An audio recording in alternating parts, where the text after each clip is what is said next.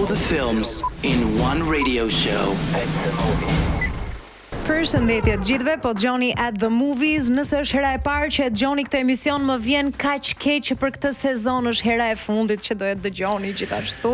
Na vjen të qajmë, por jemi të lumtur që rikthehemi shpejt. Rikthehemi shumë shpejt. Do thoni okay, kush jeni ju të dy? Unë jam Medea, përballë meje është kolegu im Edi. Për plot një orë në valët e Top Albania Radio dhe në kanalin 10 në Digital do dëgjoni gjithçka që ka të bëjë me filmat, kinematografin, premierat më të fundit në Cineplex, si dhe sugjerimet tona për filma për të parë në rehatlëkun e krevatit koltukut, kudo që mund ta shikoni një film. Ka qenë java e zjarrit, do ta quaja këtë, sa i përket kinemas. Në Cineplex po bëhet nami me Odisen, tashmë është futur edhe Spider-Man dhe shoh vetëm video të njerëzve që janë pafund atje duke pritur Klemin her pas here me ato megafonin e tij natyral që nuk ka më bileta. Jo, për mua është fakti që ne në këtë emision gjithmonë tregojmë se çfarë premierash po shfaqen në Cineplex. Dhe ishte hera e parë në këto 4 vite që ne bëjmë këtë emision që unë shkoj tek faqja e Cineplex dhe shoh se janë vetëm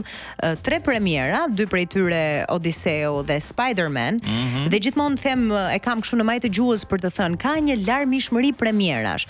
Është hera e parë që janë 2, po është tamam si ato betejat e titanëve që është tamam pa vend. Më vjen keq për çdo regjisor që ka planifikuar të nxjerrë premiera në këtë fragment kohor. Është tamam ajo shprehja amerikane, the odds were not in your favor. Nuk e kishe fatin me veten tënde kur vendose të nxjerrje premiera në fund korriku. Ishte tragjedia jote sepse sidomos në këtë periudhë. Po, është e vërtet sepse shumicën e orareve i kanë marrë pikërisht Odisea dhe Spider-Man, janë pothuajse çdo një orë ose çdo gjysmë ore në Moskva. Edhe kudo në botë është fully booked dhe rezervuar deri për muajt në vazhdim. Nëse nuk e keni parë Odiseun, më vjen keq, është kështu sikur po ndahet shoqëria njerëzore në njerëzit që e kanë parë Odiseun dhe ata që nuk e kanë parë. Po ndodh si me Game of Thrones, janë edhe disa që refuzojnë ta shikojnë. Bëre një debat dje me një mikun tim, po që nuk dua ta shikoj sepse Helena kështu e ke parasysh këto kritikat e zakonshme që janë bërë filmit. Megjithatë unë i thash, shikoj, edhe unë mund të kisha kritikat e mia. Po kur e kujtoj tani, megjithëse unë filmin e kam parë para 1 javë, 2 javësh, tash të lë një shije të mirë është e çuditshme. Sado ti ta kritikosh, kur shkon në shtëpi thua, "Ua, ç'a super film ishte." Mua më ka lënë një shije të jashtëzakonshme, përpos faktit që ka një kohë zgjatje për cilën duhet përgatitesh mendërisht dhe fizikisht për të qëndruar, por ja vlen 100%. Çdo minutë. Po pas ke kritika, dua ti dëgjoj pastaj kritika. Jam kurioze, çfarë nuk të. Po pak kritika kisha dhe unë, më tepër sa i përket castit. Jo te Helena në tërësi, po casti në përgjithësi, shikon ndoshta nga që ne, duke qenë se shohim goxha filma dhe shpesh herë aktorët po themi marrin atë hijen e personazheve të kaluara. Edhe prandaj ndonjëherë shumë e vështirë se kur shikoj Tom Holland për shembull si Telemaku, më njëherë më vjen edhe si Spider-Man dhe më bëhet një lloj kresh i vogël. Po dilke futut e salla tjetër edhe shifa. Po sigurisht kështu mund të ndodh. Mirë, ikim tani me një kolon zanore ashtu siç do të jeni në shoqërinë e tyre deri në fund programit dhe rikthehemi pas pak. All the films in one radio show. Rikthehemi në At the Movies. Mendoj që jetojmë në këtë kohën ku ti vendos o të shohësh Odiseun ose të shohësh Spider-Manin. Të pakt janë ata prej nesh që shohin njërin dhe pastaj shohin tjetrin, po shikoja për kuriozitet gjatë publicitetit kohëzgjatjen e secilit film. Odiseun e di që është 3 orë, Spider-Man Brand New Day, premiera që sapo ka mbritur në Cineplex, zgjaste 2 orë e 25 minuta. Edhe po e bëja si bësh bisedim me shoqërinë time që, o Edea, po kush i shikon 2 filma njëri pas tjetrit? Edhe po i tha, po mirë, aman, edhe dua t'ja them dhe dëgjuesve tan këtë gjën. Po sa prej jush bëni një turn 8 orarësh dhe rrini në telefon? Dhe nuk bëni asnjë gjë. Ore rrini në punë. Ju lutem, po rrini në punë. Edhe shikoni ndonjë serial, ndonjë reels, ndonjë gjë që ato reelsat ai TikToku, Instagrami etj pa dashur ti bëj atë antireklamën e tyre, po më duket sikur ma thartojnë trurin ajo, ai swipe i gishti ting ting ting, më duket sikur më vdes nga ai qeliz në çdo moment. Dhe është e vërtet. Por nuk ndjej që qeliza vdesin kur shoh filma. Kështu që unë tek Odisea për shembull nuk e ndjeva fare kohën, të betohem, domethënë iku shumë shpejt dhe nëse do kisha bërë një pushim mjafton 10 minuta, do isha gati për të parë edhe Spider-Man. Zbulova që nëpër botë, nëpër filmat të gjatë bënin një interlude, një pushim 15 minutash. Ne nuk e bëm këtë në Cineplex, por unë mora një pushim timin, ja se po ta them pse nuk duhet ai 15 minutë ndonjëherë. Mora një pushim timin personal dhe humba pjesën e sirenave. Po që është një ndër më të bukura. Bravo. Dhe kur kthehem, sapo kishte mbaruar dhe më dilte në TikTok dhe thoja po mirë, si dola, me çfarë mendsh dola në këtë moment. Jo, në film edhe unë, pra në mes të filmit nuk jam dakord për pauza, por po them nëse do t'i shikosh të dy filmat, mund të bësh thjesht një frymëmarrje dhe pastaj të drejtohesh për të sallat. Kështu që në total është një 5 orësh që ju mund ta shfrytëzoni shumë bukur në Cineplex Tag. Shikoni të parin, hani një drek dark, një brunch lunch, një çfarë të doni ju, dhe vazhdoni të dytin. A do ju velet pak Tom Holland?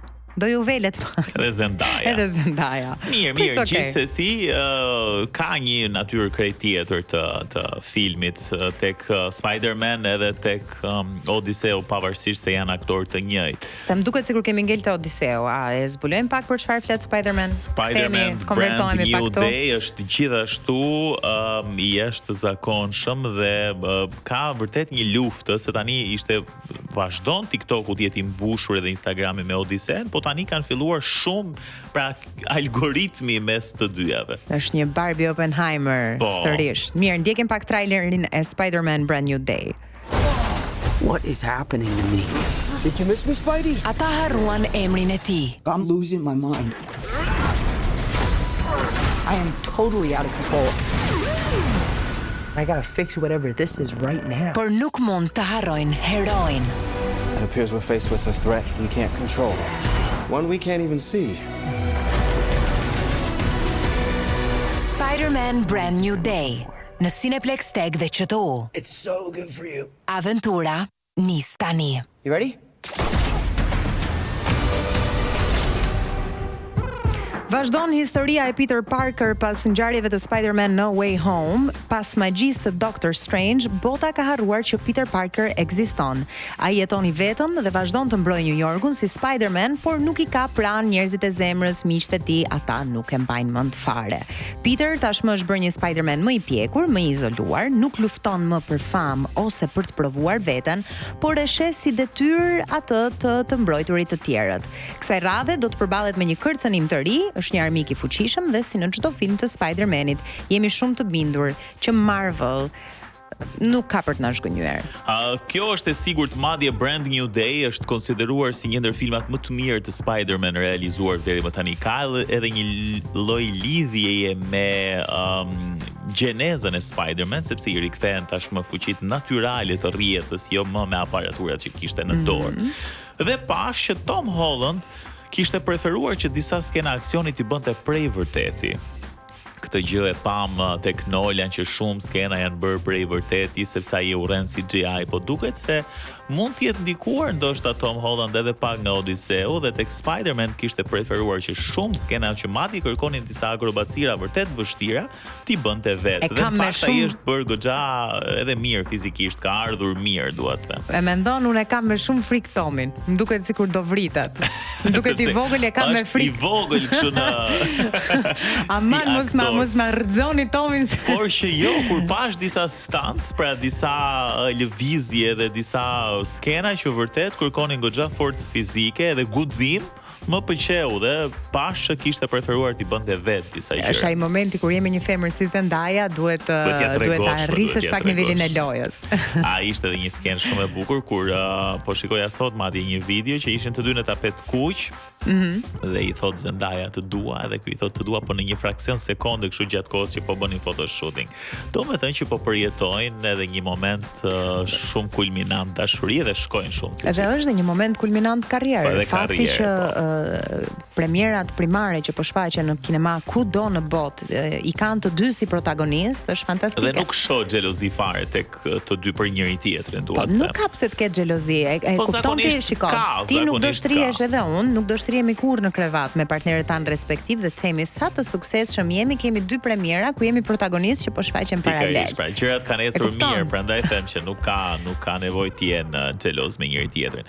Kështu që shpresojmë që kjo luftë të jetë vetëm e suksesshme dhe do të shohim kush do të mbijetojë ose kush do të triumfojë në fund të kësaj betejë mes Odysseus dhe Spider-Man, por që filmat janë jashtëzakonisht të bukur, sallat e kinemas janë plotë dhe kam përshtypjen që tani në gusht keni edhe më shumë kohë, është një periudhë ideale për të ndjekur një film edhe do t'ju marrë kohë për të diskutuar pastaj ky post filmi. Edhe është zgjedhja e dur për gjithë ju që shikoni ato storyt e njerëzve që kanë ikur me pushime dhe thoni po mirë më unë ngela në Tiranë, ç'a të bëj unë këtë fundjavë, ç'a të bëj unë sot se e kam pushim. Cineplex, zgjedhja e dur. Sigurisht, ndërsa do të bëjmë një shkputje të vogël, pas pak unë dhe Edea se kur përshëndetemi për një kohë të shkurtër na vjen gjithmonë mendja për të bërë një përmbledhje çfarë ndodhi, ka qenë një vit i gjatë kinematografikisht sepse ka patur vërtet shumë filma të bukur, mbaj mend që kishe nga aspekti sa kanë zgjatur filmat, isha kështu po shumë i gjatë ka qenë. Jo, edhe i gjatë nga aspekti i prodhimeve, kemi folur për shumë filma të bukur dhe sigurisht ka prej atyre që na kanë mbetur në mendje deri tani, po themi në gjysmën e parë të 2026-s dhe pas pak unë dhe Edea kemi ato top 5 shet tona që na kanë mbetur në mendje, jo domosdoshmërisht më të mirat, por që neve na kanë pëlqyer.